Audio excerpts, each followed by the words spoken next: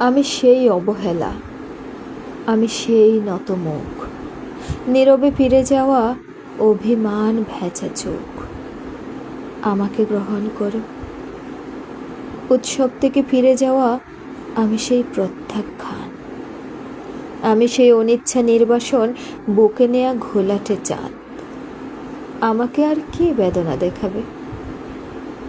তপ্ত সীসার মতো পুড়ে পুড়ে একদিন কঠিন হয়েছে শেষে, হয়েছে জমাট শিলা।